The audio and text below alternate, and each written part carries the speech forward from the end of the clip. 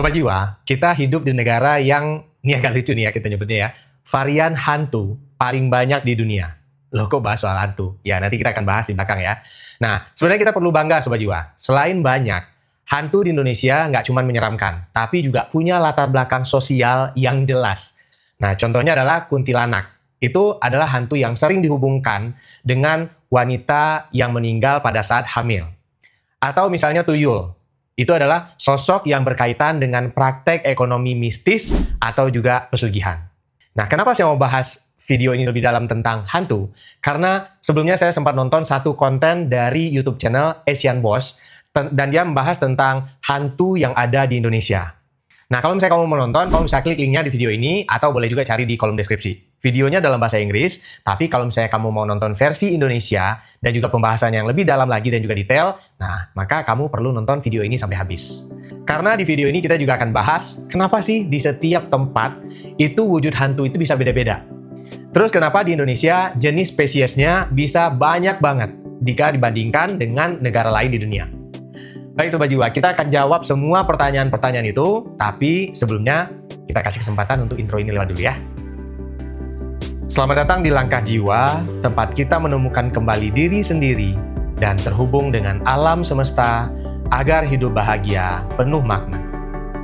Nah Sobat Jiwa, sebelum masuk ke videonya, seperti biasa ya, jangan lupa untuk like dan juga subscribe, dan kamu juga bisa join membership Langkah Jiwa, di mana kamu bisa mendapatkan banyak materi spiritualitas praktis dan juga audio meditasi. Jangan lupa juga untuk klik link belanja yang ada di video ini, supaya kamu bisa membantu channel Langkah Jiwa bisa semakin baik dan juga semakin bisa bertumbuh. Dan satu lagi, jangan lupa untuk follow akun Instagram Langkah Jiwa, @langkahjiwaofficial. Dan satu lagi, mumpung masih di awal, saya juga masih akan infokan kalau kita akan membuka ruang diskusi terbuka, yaitu Ruang Jiwa, yang akan diadakan di akhir September ini, di mana kita akan membahas topik seputar merawat kesadaran diri di tengah kehidupan modern saat ini. Ruangnya kita bikin interaktif, jadi pasti bakalan seru banget. Nah, make sure untuk semua Sobat Jiwa daftar sekarang juga. Link daftarnya juga bisa kamu cek di kolom deskripsi di bawah. Oke, sekarang langsung aja kita masuk ke topik pembahasan hari ini. Nah, kalau ngomongin hantu di Indonesia, itu pasti nggak akan ada habisnya, karena seru banget dibahas. Saya aja pribadi nih ya, masih ngikutin channel Nadia Oomara, mulai dari KHW pertama sampai sekarang. Mungkin udah lebih dari 400 KHW kali ya episodenya. Nah, belum lagi kayak channel yang lain, kayak Lentera Malam, channel penelusuran mistis, dan juga podcast-podcast lain dengan topik yang sama, kayak Kisah Tanah Jawa miliknya Om Hao. Nah, selain channelnya banyak Sobat Jiwa, ceritanya juga nggak ada habis-habisnya. Minat dan juga rasa penasaran orang Indonesia sama hal-hal yang berbau mistis, horor, itu benar-benar boleh dibilang tinggi banget. Sampai-sampai kita sebenarnya bisa mengelompokkan banyak hantu ini dalam beberapa kategori, karena saking banyaknya. Nah, kita juga akan bahas ya satu persatu kategori-kategori dari varian hantu ini. Yang pertama, ada kategori hantu roh penasaran klasik khas Indonesia. Nah, kategori ini adalah kelompok yang paling dekat dengan pemahaman umum tentang hantu di seluruh dunia, yaitu roh manusia yang meninggal secara tidak wajar, kemudian orang yang punya dendam kesumat, dan ada juga yang menyimpan penyesalan mendalam atau mengalami kematian tragis yang membuat arwahnya gagal berpulang dengan tenang. Di Indonesia sendiri, kelompok ini akan diwakili oleh ikon-ikon legendaris yang wajahnya sering banget muncul atau warawiri di bioskop dan juga di YouTube. Yang pertama ada Miss K, kalau kita bilang ya, atau kuntilanak. Nama ini adalah ratu dari segala ratu hantu di Indonesia. Nah, kuntilanak ini digambarkan sebagai sosok wanita berambut panjang dengan gaun putih menjuntai, yang konon katanya kata-kata itu lahir dari wanita yang meninggal dunia karena hamil. Tapi kadang ada juga yang berasal dari wanita yang memang waktu pada hidupnya, yang pada saat masa hidupnya dia memiliki dendam kesumat. Nah, kuntilanak ini juga dibagi menjadi berbagai macam tingkatan sesuai warna bajunya Sobat Jiwa. Mulai dari yang paling junior, nah jadi kuntilanak ini juga ada tingkatannya ya, junior, senior gitu ya.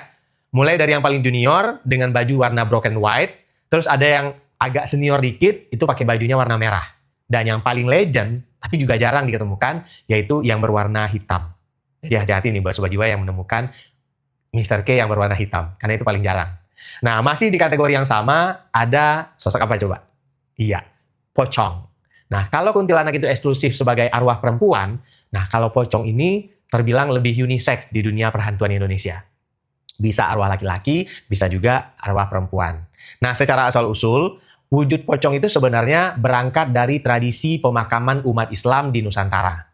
Jenazah yang meninggal akan dibungkus dengan kain kafan putih, kemudian diikat di beberapa bagian, terutama kepala, badan, dan juga kaki, sebelum dimakamkan. Nah, masalahnya ada mitos atau kepercayaan lokal yang krusial saat prosesi ini, Sobat Jiwa. Jadi, tali ikatan kain kafan itu, terutama di bagian kepala, wajib banget untuk dilepaskan saat jenazah sudah ada di dalam kubur. Katanya supaya ya jiwanya bisa tenang, satu itu, yang kedua juga supaya bagian dari tubuhnya itu nempel ke tanah. Karena kita kembali ke tanah. Nah, teror itu biasanya akan dimulai kalau talinya itu lupa dilepas. Ditambah lagi kalau almarhum pada saat masa hidupnya, dia membawa dendam atau janji yang belum tuntas. Atau satu hal lagi, bisa jadi dia menjadi korban kejahatan.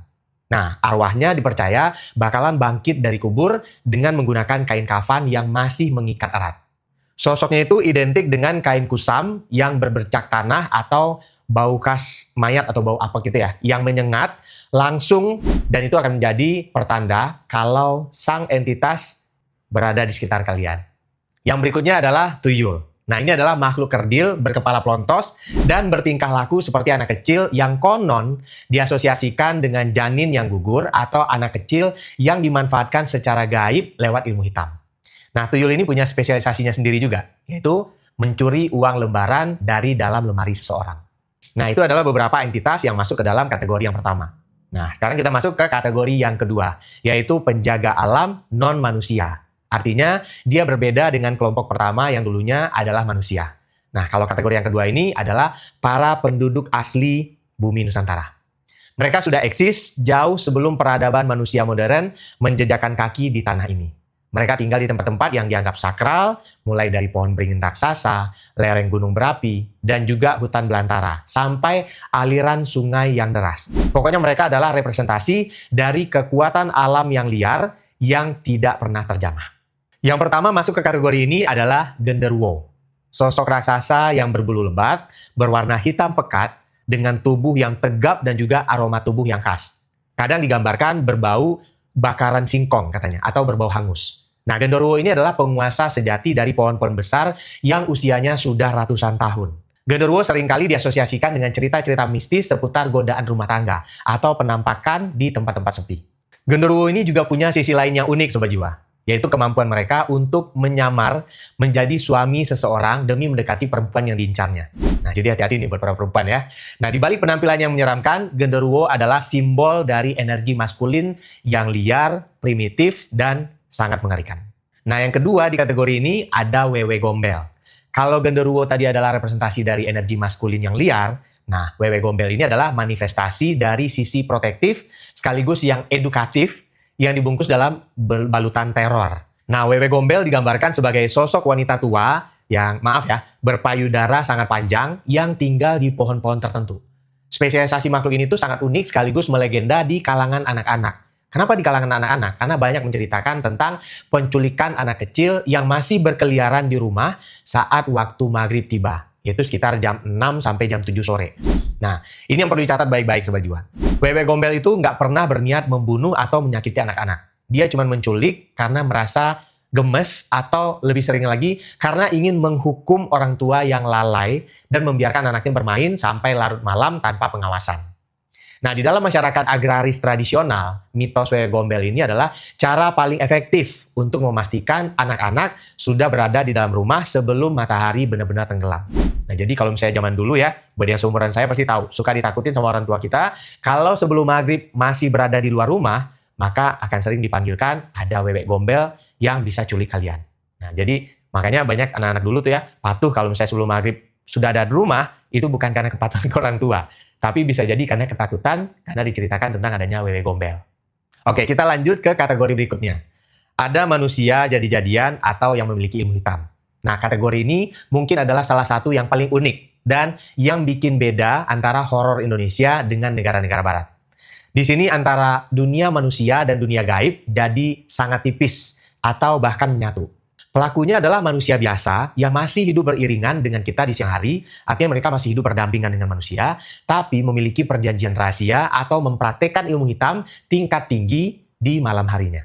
Nah, yang pertama di kategori ini ada babi ngepet, yaitu seorang manusia yang ingin kaya secara instan tanpa mau bekerja keras. Nah, dia melakukan ritual mengenakan baju jubah hitam khusus dan juga ada lilin sihir di kamarnya. Nah, sementara tubuh fisiknya berubah wujud menjadi babi hutan jadi-jadian dan berkeliaran di kampung untuk mencuri harta warga.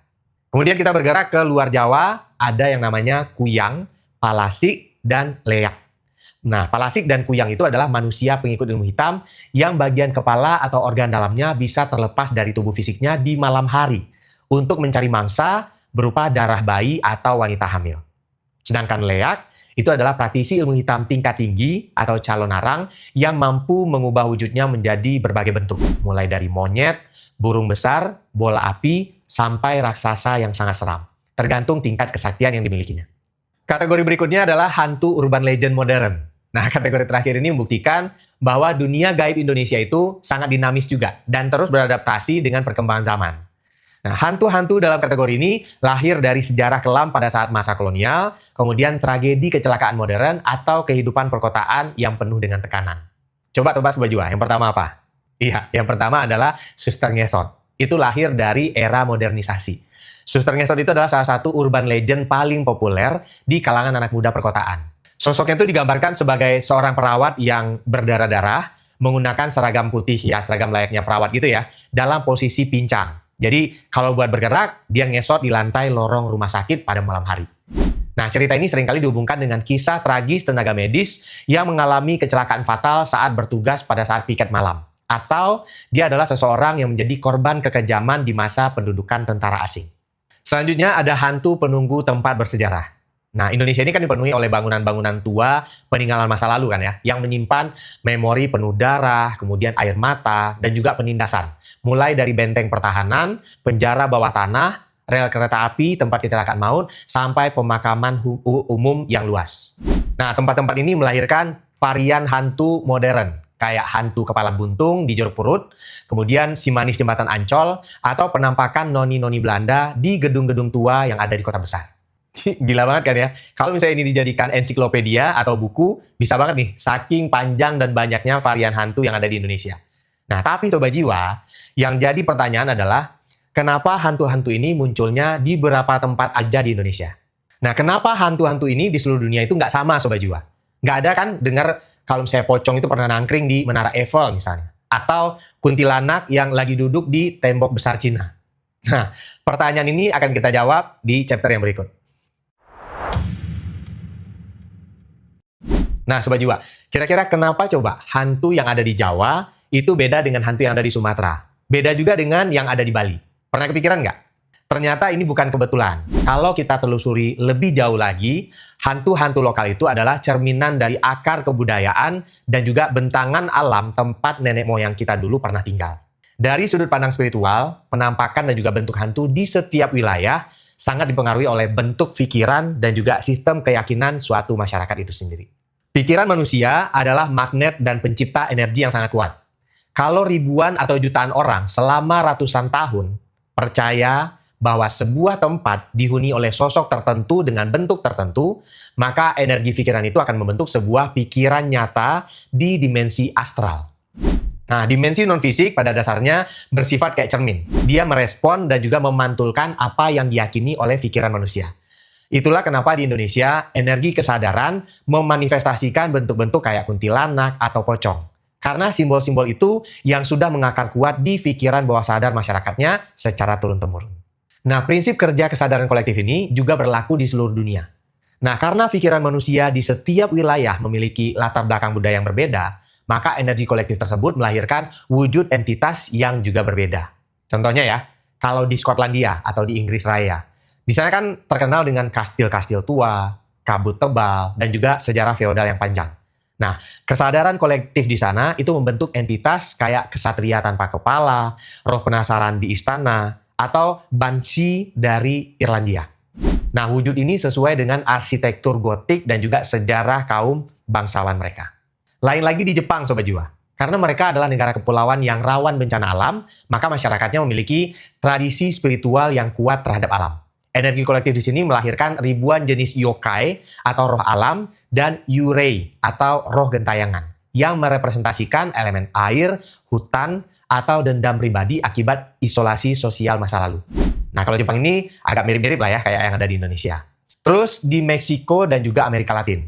Hantu itu terpengaruh oleh peradaban kuno yang berpadu dengan budaya Spanyol. Sehingga melahirkan legenda kayak La Llorona, yaitu perempuan menangis di tepi sungai yang lahir dari sungai besar dan duka budaya yang mendalam. Jadi Sobat Jiwa, baik di perkampungan Indonesia, di kastil tua Skotlandia, atau di hutan lebat yang ada di Jepang, bentuk dan cerita hantu selalu dibentuk oleh bagaimana budaya dan juga kesadaran kolektif setempat memaknai kehidupan dan juga kematian. Beda wilayah, beda pula cara energi kolektif memanifestasikan ketakutan dan juga penghormatannya. Pada akhirnya, belajar tentang hantu lokal di berbagai belahan dunia sama artinya dengan belajar membaca cara kerja pikiran dan sejarah peradaban manusia itu sendiri. Nah Sobat Jiwa, sekarang kita lepas dulu kacamata horornya. Dan kita melihat dari sudut pandang energi. Pemahamannya pasti akan jauh berbeda. Entitas gaib yang selama ini kita takuti, itu sebenarnya bukanlah monster jahat yang berkeliaran tanpa tujuan. Melainkan mereka itu adalah bagian dari hukum energi semesta dan juga dinamika kesadaran jiwa manusia. Secara spiritual, manusia itu terdiri dari dua unsur utama. Yang pertama fisik atau raga yang bersifat sementara. Dan juga non-fisik atau jiwa atau energi kesadaran yang sifatnya abadi.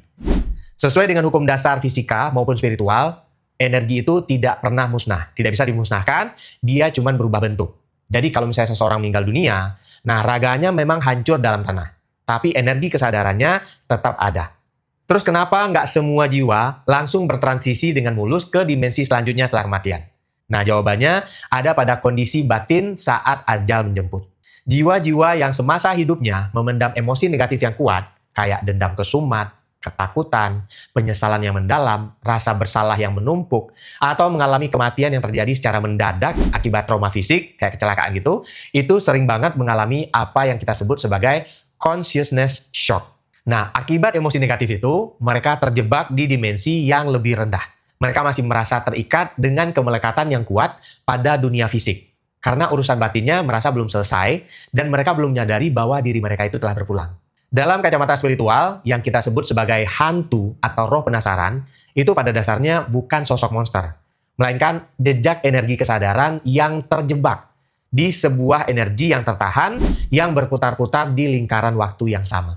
Terus kalau energi itu ada di sekitar kita gimana? Kenapa hanya orang-orang tertentu atau di tempat-tempat tertentu aja yang penampakan itu bisa terjadi? Nah, jawabannya berhubungan dengan prinsip frekuensi dan juga vibrasi. Dalam hukum semesta, setiap emosi dan juga pikiran itu kan memancarkan getaran energi tertentu. Nah, semakin tinggi level kesadaran seseorang, semakin tinggi pula vibrasi tubuh serta pikirannya. Nah, gitu juga sebaliknya. Emosi yang rendah kayak kebencian, ketakutan, stres, dan juga kesedihan yang mendalam, itu memiliki getaran yang jauh lebih lambat, berat, dan juga padat. Dan inilah yang menjadi alasan mendasar kenapa energi mereka akhirnya bisa tertangkap oleh indera manusia. Nah, biasanya ada beberapa kondisi. Yang pertama, mereka yang sangat-sangat ketakutan, atau misalnya lagi mengalami stres berat, atau punya kesedihan sampai merasa frustasi dan kelelahan mental. Maka mereka dengan gampang bisa bertemu dengan entitas-entitas itu. Yang kedua adalah resonansi tempat. Energi itu bisa tertangkap di lokasi-lokasi tertentu yang menyimpan jejak energi yang sangat pekat. Kayak misalnya tempat itu terjadi tragedi masa lalu. Atau misalnya itu adalah tempat bangunan tua dengan sejarah yang kelam. Atau titik-titik dengan medan elektromagnetik yang kuat. Nah yang terakhir adalah bawaan alami. Selain emosi dan juga tempat, ada orang-orang tertentu yang memang lahir dengan rentang penerimaan frekuensi yang lebih luas. Nah akibatnya, walaupun dia tidak merasa ketakutan atau tidak berada di tempat yang serem, nah sistem saraf dan batin mereka secara otomatis mampu menangkap getaran energi halus dari entitas lain yang ada di sekitarnya. Artinya ini adalah orang-orang pilihan yang memang memiliki kemampuan bawaan yang spesial. Jadi Sobat Jiwa, fenomena bisa melihat atau merasakan kehadiran makhluk halus itu sebenarnya sama sekali bukan soal siapa yang paling sakti. Ini murni soal kecocokan gelombang emosi, kemudian memori suatu tempat, atau memang karena seseorang itu lahir dengan antena batin yang lebih sensitif dalam merespon vibrasi di alam semesta. Sobat Jiwa, kedekatan Indonesia dengan dunia spiritual dan juga mistis dari zaman dulu bukanlah sebuah kelemahan, kutukan, atau hal yang harus ditutup-tutupi. Itu adalah sebuah kelebihan identitas yang membuat peradaban kita begitu kaya dengan cerita-cerita sejarahnya. Di saat dunia modern mulai kehilangan kepekaan batin dan juga terasing dari alam, Indonesia justru punya warisan tradisi yang membuat masyarakatnya tetap sadar bahwa hidup itu bukan sekedar soal materi yang kelihatan di mata aja. Alam semesta juga dikelilingi energi, memori kolektif, dan juga hukum frekuensi yang saling terhubung. Selama kita bisa menyikapi dengan bijak, bukan untuk dipuja, disembah, atau ditakuti secara berlebihan ya, tetapi dipahami sebagai kekayaan budaya dan juga pelajaran jiwa, maka entitas mistis Nusantara ini akan terus hidup sebagai salah satu warisan paling unik di Indonesia. Nah, gimana menurut kamu Sobat Jiwa? Kalau misalnya kamu punya opini, jangan lupa untuk tulis di kolom komentar ya. Terima kasih untuk semua Sobat Jiwa yang sudah menonton video ini sampai habis. Sampai jumpa di Langkah Jiwa berikutnya.